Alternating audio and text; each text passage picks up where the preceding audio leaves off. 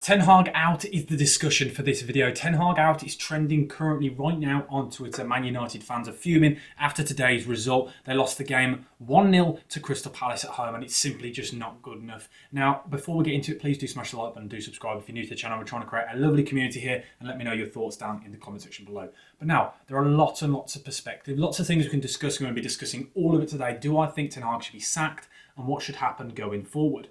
Right, so Man United currently find themselves in 10th spot. In the last 5 games, they have lost 3, and they've already lost 4 games this season. It's simply not good enough, let's be honest. On reflection, before we even start discussing and going into all the nitty and gritty parts and going through each little segment, it's simply not good enough. The form is poor, the results have been poor, defensively they've been extremely poor, and they're not scoring goals. And when you look at the side, it is still a very strong side. You'd expect them still to beat Palace. And I know there's a lot of discussions about injuries, etc., etc. But simply, when you look at that squad, an honour in goal, Dalot, Varane, Lindelof and Amrabat, Casemiro, Mason Mount, Palestri, Bruno Fernandes, Marcus Rashford and Højlund, it's simply like, you look at that as a team, it should be getting results. So I think the injury discussion, and a lot of people saying, oh, injuries aren't helping us and things like that, that should be pushed aside instantly. Because when you look at other sides, specifically when you look at Brighton losing out on players, you look at Aston Villa with injuries, you look at all these other squads that have injuries in moments. Liverpool have had a lot of injuries, Arsenal have got a lot of injuries, and the effect it has on them. With all of those sides, they've got a simple philosophy and system, and you see that no matter what happens, somebody can come in and fill that role, regardless on whether the ability is anywhere near as the one before. You think of like a prime example. You think of Jorginho filling in for Declan Rice. I know obviously he made the mistake against Tottenham, but you see a player comes in and fills that role, fills that void and plays in that system. It's a like-for-like swap. You understand what they're doing in that position. Whereas you look at this Man United side at the moment, you look at the formations they've been playing, I can't really understand the philosophy, I can't understand the style of play. And you look at it this season, so right now they have played in a 4-2-3-1, a 4-1-2-1-2 and a 4-1-4-1. They're predominantly playing in that 4-2-3-1 system. And you look at it and you think, I can't really understand the style of play. You look at your Brightons, you look at your Aston Villa, as I've said, you look at Crystal Palace, for instance, you look at Manchester City, you look at all these teams, they've got an identity, they've got a blueprint, and you know exactly what they're going to do in every single game. Whereas you look at this Man United, it's spineless. I can't understand what Ten Hag is trying to do. And when you look at that performance against Crystal Palace today, you look at it and you think, it doesn't look like being coached. That's the one thing. What is happening on the training ground? What is going on to suggest that that's the way they should be playing football? Like, I don't understand what they're trying to do. You watch it, you don't see the patterns of play. They've had 19 shots, only 4 on target, and yet they still haven't scored. It is just a little bit bizarre. And you look at Crystal Palace, you knew exactly what they were going to do against you. You know exactly what they're going to do. And you talk about injuries. You look at Crystal Palace, they're missing out on Elise, one of the best players in their squad.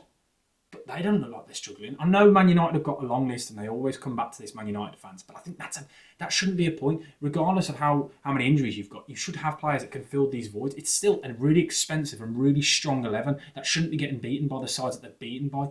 It's just a little bit odd. And that's my question is, now with the Ten Hag out kind of discussion and the debate, I think the biggest thing is, and I think the biggest question mark is when you look at his man management, when you look at the kind of the situation with Jadon Sancho, you'll even look back now to the decision with Cristiano Ronaldo, you look at the Harry Maguire situation, you look at all of this as a whole, all of that man management and the way he's been with those players and being so ruthless, it would make sense if results were going his way, but results simply aren't going his way. And now he's kind of making a little bit of a fool of himself with some of the way he's acting and things, and it just doesn't look great. You think of it, and you look at it now. They're currently sat in 10th spot. Then they're in 9th. There are 9 points now. There are six points off the relegation zone. And you look at Chelsea, who are in the worst ever start to the season. Chelsea, which everyone's discussing. If Chelsea win on the weekend, which they could easily do, they'll be 1 point. 1 point off Man United. And I think that just shows you kind of the situation, perspective and things like that. It's just simply, it's not good enough. It's simply not good enough, and I don't understand what can be going on at United because, again, it's the blueprint, it's the philosophy, it's the style of play. I don't understand what they're trying to do. And now I get the discussions, and I get a lot of people. I've just listened to TalkSport, multiple callers calling for Ten Hag out, slagging off Rashford and other players. But I think the whole point has got to come back to the manager. You've got to look at it and think there's a good enough team there, and you can't keep pointing at everyone else bar the manager. The manager keeps pointing at players, blaming other players, blaming injuries and things. It's all just diversion tactics, and I just want to understand what he is trying to do, what he's trying to get out of this team. You think he's had a full season, he's had his transfer windows, he's now got the players he wanted, and you look at it, it's just I don't get it. I simply just don't get it. And you look at the form, and you look at the kind of games that are coming up for Man United. If we go over to Man United's games now, so next got Galatasaray on Tuesday, then they've got Brentford, Sheffield United, and then you've got Copenhagen, Man City, Newcastle, Fulham. Like, there's some good games coming up, but the way they've been playing, I don't expect them to get many results. Galatasaray is a difficult side. We've seen how good that team is right now. Brentford aren't an easy side to play against. Sheffield United, expect them to get a win, but with the way that Man United are playing, I don't know anymore. No one knows. They're the kind of side that you used to in previous years, be able to bank on them, at least showing heart, showing desire, but there's none of that anymore. Like, I know a lot of people talked about how Amrabat coming in the cup and the difference in the side and the tracking back and things like that. It's all well and good doing it in the cup, but in the league where it mostly matters, I don't get it. And there is absolutely no chance this side gets top forward the way they've been playing recently. I just don't know. Simply let me know in the comments. And then the other thing is, and I know everyone's saying, sack the manager, sack the manager. I don't know who they'd get in right now. That's another thing. Where do Man United go going forward now? Because this is the problem with Man United, and we've seen it in recent years and in recent 10 years. They get a manager, they back them, they sign the players that they want.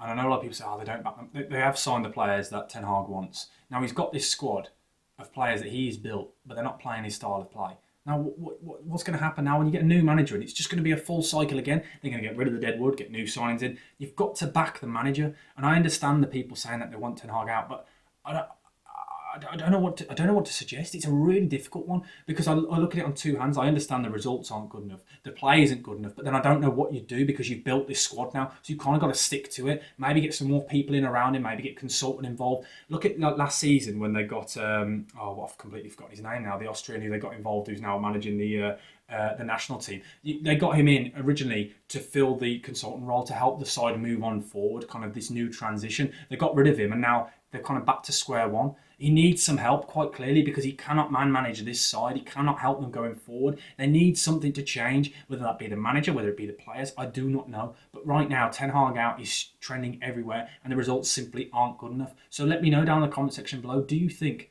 Eric Ten Hag should be sacked? I'm intrigued to know your thoughts. I personally don't think he should be, even though after everything I've said, I just think you're going back to square one. It's all a big cycle, and I know a lot of people are going to blame the Glazers and things, but you can't blame the Glazers for this situation now, for the way they are. They've backed the manager, they've got the players. It's just simply not working. He needs some help. I don't know what to suggest. You cannot sack him because you'll just go straight back to square one after the pre-season. He's had the backing, everything. I don't know. Please let me know that, as I've said in the comment section below, and thank you for watching. If you haven't already, please do like, comment and subscribe. It's going to be interesting going forward. Looking at this, Galatasaray, Brentford, Sheffield United, Copenhagen, Man City. I think we'll know by the end of October. We'll be 100%. We'll either know for definite whether you're going to be backed for the future or he's sacked, because this run is absolutely vile. As I said, thank you for watching. BucketHatSam over and out. Thank you. Goodbye.